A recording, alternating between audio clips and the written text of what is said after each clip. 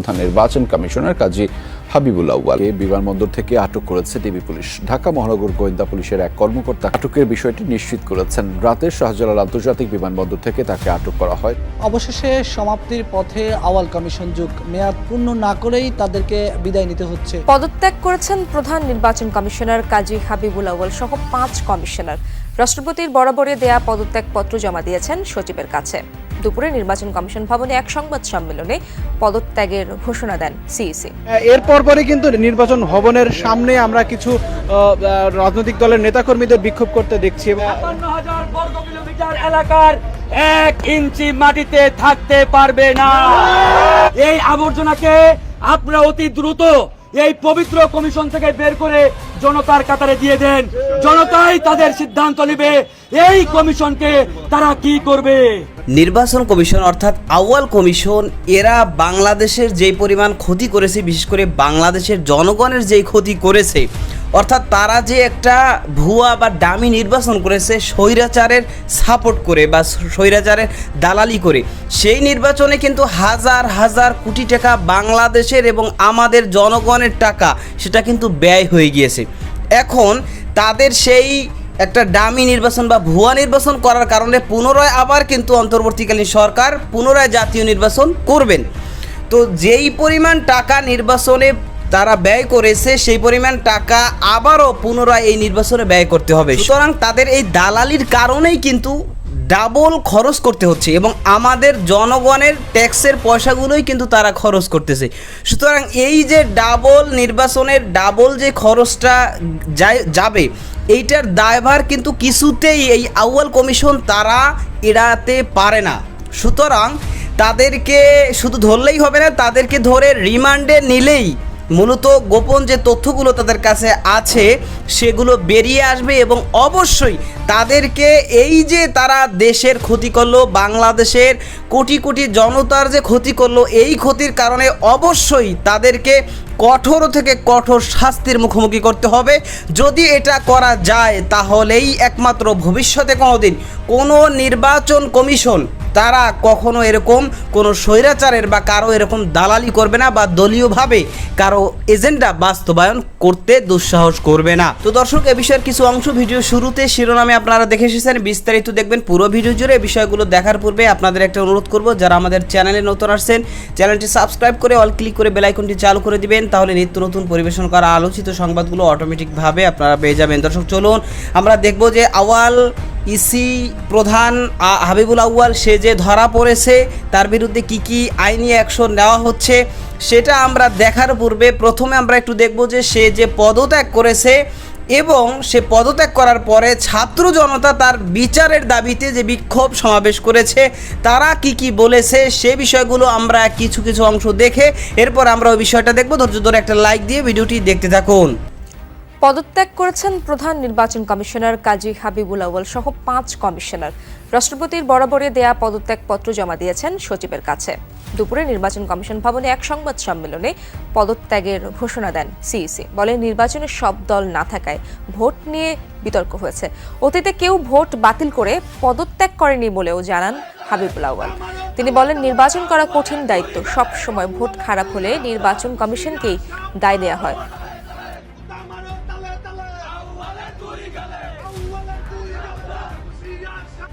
যুক্ত আছে এই মুহূর্তে নির্বাচন কমিশন ভবনের ঠিক নিচে। কিছুক্ষণ আগেই নির্বাচন কমিশন পুরোপুরিভাবে যেই নির্বাচন কমিশনের যে কয়েকজন সদস্য ছিল সকলে পদত্যাগ করেছেন এবং এই মুহূর্তে আসলে আমাদের কাছে যেই তথ্য রয়েছে সেটি যদি আপনাদেরকে জানাতে চাই, কাজী হাবিবুল আউয়ালের নেতৃত্বাধীন যেই নির্বাচন কমিশন সেটির মেয়াদ ছিল 5 বছর। সেই 5 বছর মেয়াদের আগেই কিন্তু এই কমিশন 2.5 বছরের মাথায় পদত্যাগ করেছেন এবং পদত্যাগ করার মধ্য দিয়ে কিন্তু এই নির্বাচন কমিশনের যারা সদস্য ছিলেন তারা কিন্তু এখান থেকে তারা বিদায় নিয়েছেন এবং এরপর পরে কিন্তু নির্বাচন ভবনের সামনে আমরা কিছু রাজনৈতিক দলের নেতাকর্মীদের বিক্ষোভ করতে দেখছি এবং সেটি যদি আপনাদেরকে একটু দেখাতে চাই, কাজী হাবিবুল আউয়ালের পদত্যাগের ঘোষণার পরপরই আসলে এই পদত্যাগের ঘোষণার পরপরই আসলে তাদেরকে দেখা যায় ৫৫,০০০ বর্গ কিলোমিটার এলাকার 1 ইঞ্চি মাটিতে থাকতে পারবে না।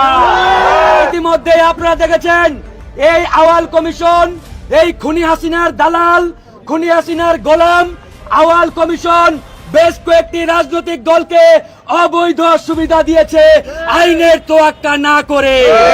আমরা এমনও দেখেছি কোন একটি রাজনৈতিক দল আবেদন না করা সত্ত্বেও এই আওয়াল কমিশনের কাছ থেকে তারা নিবন্ধন পেয়েছে।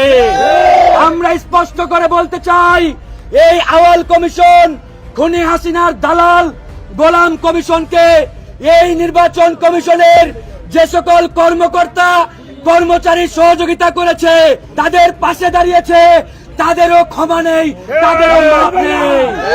আমরা স্পষ্ট করে বলতে চাই, এই কমিশন আমাদের এদেশের 18 কোটি মানুষের, এই কমিশন বাংলাদেশ সেনাবাহিনীর, এই কমিশন প্রত্যেকটি বৈধ রাজনৈতিক দলের।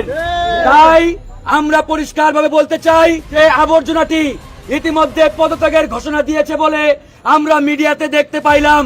এই আবর্জনাকে আপনারা অতি দ্রুত এই পবিত্র কমিশন থেকে বের করে জনতার কাতারে দিয়ে দেন। জনতাই তাদের সিদ্ধান্ত নেবে এই কমিশনকে তারা কি করবে। এটা আমাদের পরিষ্কার দাবি। এখন যে পরিস্থিতি, যদি আপনার নির্বাচন ভবনের একটু বলতে চাই, নির্বাচন ভবনের যে প্রবেশদ্বার সেখানে বেশ কিছু রাজনৈতিক দলের নেতাকর্মীরা এসেছেন এবং তারা যেই পদত্যাগকৃত ইসি হাবিবুল আওয়াল, সেই হাবিবুল আওয়ালের বিচারের দাবিতে তারা সেখানে বক্তব্য দিচ্ছেন এবং তারা প্রতিবাদ করছেন।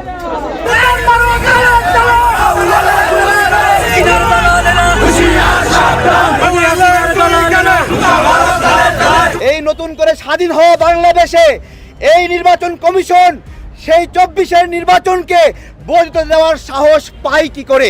এই নির্বাচন কমিশন গত 3 দিন আগে একটি প্রজ্ঞাপন দিয়েছে যে এই দলের নির্বাচনের আবেদন দেখিয়েছে 22 সালের 30 অক্টোবর, অথচ সেই সময় এই দলের এই নামের কোনো অস্তিত্বই ছিল না।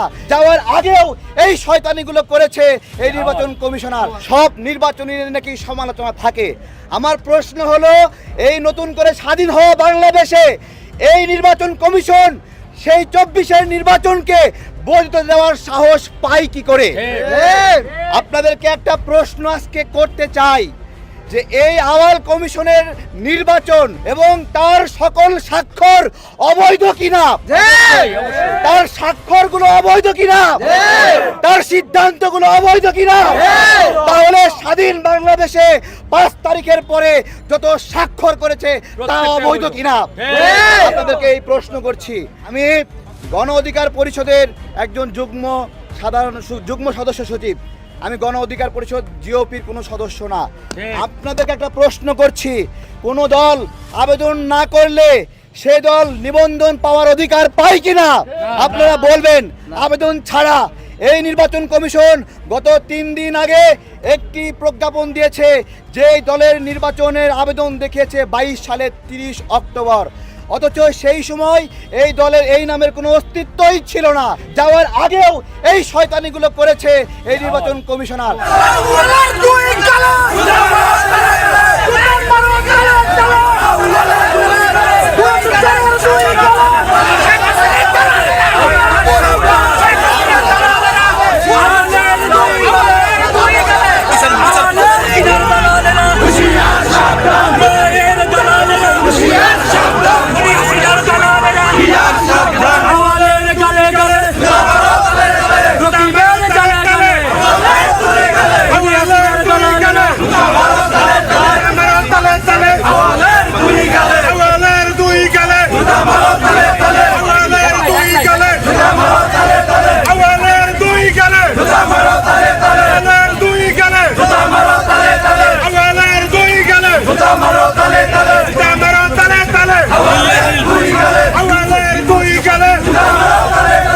বিক্ষুব্ধ জনতা নির্বাচন কমিশনের সামনে যে বিক্ষোভ সমাবেশ করেছে, তারা কিন্তু অত্যন্ত যুক্তিযুক্তভাবেই তারা এই বিক্ষোভ সমাবেশ করেছে।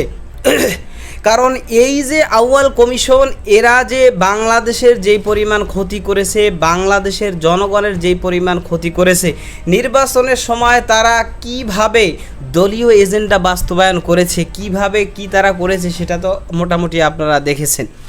তারা নির্বাচন কমিশন তারা নিরপেক্ষভাবে থাকবে, যে সব দল অংশগ্রহণ করবে তাহলে একটা সুষ্ঠু নির্বাচন হবে, আর না হয় সুষ্ঠু নির্বাচন হবে না, এরকম কিছু বললেই হতো। যদিও নির্বাচন কমিশন প্রধান হাবিবুল আউয়াল আমরা দেখেছিলাম যে মাঝে মাঝে দু একটা কথা কিন্তু বলেছিলেন, কিন্তু চূড়ান্তভাবে কিন্তু সে এই স্বৈরাচারের দালালি করেছে এবং সেই দালালি করতে গিয়েই কিন্তু স্বৈরাচারের এজেন্ডা বাস্তবায়ন করে সে একটা ডামি নির্বাচন বা ভুয়া নির্বাচন নাম দিয়ে একটা নির্বাচন কিন্তু সে করে ফেলেছে এবং সেখানে হাজার হাজার কোটি টাকা ব্যয় করেছে। এই যে ভুয়া নির্বাচনটা সে করে ফেলেছে, তাদের সবথেকে বড় সাপোর্ট কিন্তু তাদের ছিল।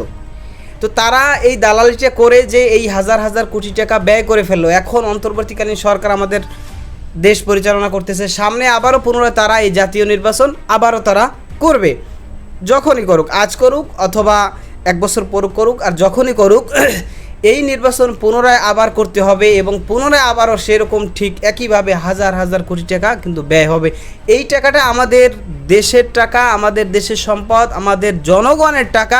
সুতরাং এই টাকা যে ডাবল ব্যয় হচ্ছে, এর পিছনে কিন্তু সব থেকে বড় দায়ভার হচ্ছে এই আউয়াল কমিশনের। আর এরাই দেখা গেছে অতীতে যত নির্বাচন কমিশনাররা ছিল তাদের মধ্যে সব থেকে বেশি দালালি করেছে এই যে আউয়াল কমিশন, যারা এরা হচ্ছে সব থেকে বেশি দালালি করেছে। আপনারা দেখেছেন নির্বাচনের সময় সে আড়াইটা বলতেছে যে 20-30% ভোট পড়ছে, একটু পরে আধা ঘন্টা পরে আবার বলতেছে না 40-50% ভোট পড়ে গিয়েছে, মানে এজেন্ডা বাস্তবায়ন করেছে। এখন যেভাবে উপর থেকে অর্ডার আসছে সেইভাবে সে আইসা পুতুলের মতো সুন্দর করে সেভাবে সে বলে দিয়েছে। সুতরাং এই যে অপকর্মগুলো তারা করেছে, এগুলোর জন্য যেহেতু তারাই দায়ী, সে কারণে তাদেরকে অবশ্যই বাংলাদেশের জনগণ এটাই চায় যে তাদেরকে কঠোর শাস্তির মুখোমুখি করা হোক এবং বাংলাদেশের জনগণকে দেখিয়ে দেওয়া হোক যে যদি কেহ এরকম স্বৈরাচারদের দালালি করে এবং তাদের এজেন্ডা বাস্তবায়ন করে তাহলে কোনোভাবেই তাদের রক্ষা এ বাংলার জমিনে হয়নি এবং হবেও না। সুতরাং সামনে থেকে যেই কমিশনেই থাকি না কেন সেখানে নিরপেক্ষভাবে ইনসাফের সাথে দায়িত্ব পালন করতে হবে। কোনো দলের দালালি করা যাবে না, কোনো স্বৈরাচারের কোনো এজেন্ডা বাস্তবায়ন করা যাবে না।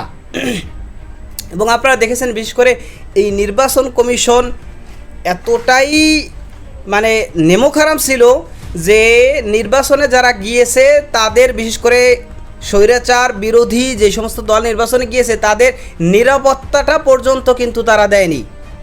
এই নির্বাচন কমিশন, এই আউয়াল, এই হাবিবুল আউয়াল ফয়জুল করিম সাহেব সে রক্ত ঝরিয়েছে নির্বাচন এর সময়, নির্বাচন করতে গিয়ে তিনি রক্ত ঝরিয়েছেন, কারণ এই নির্বাচন কমিশনই গাদ্দারি করেছে।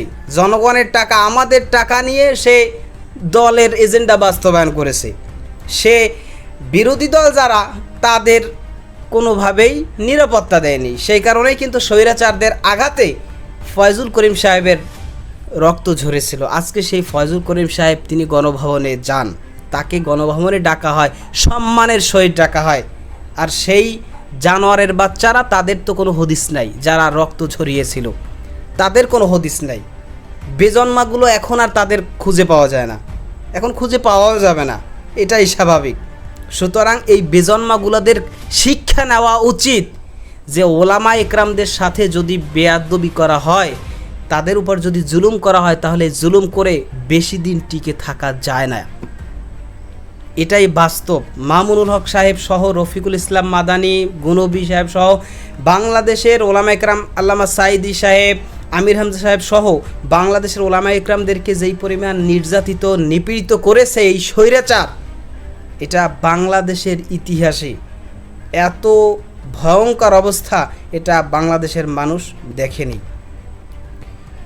সুতরাং আল্লাহ তো ছাড় দেন কিন্তু ছেড়ে দেন না, সে কারণেই শেষমেশ আমাদের দেশ স্বাধীন হয়েছে।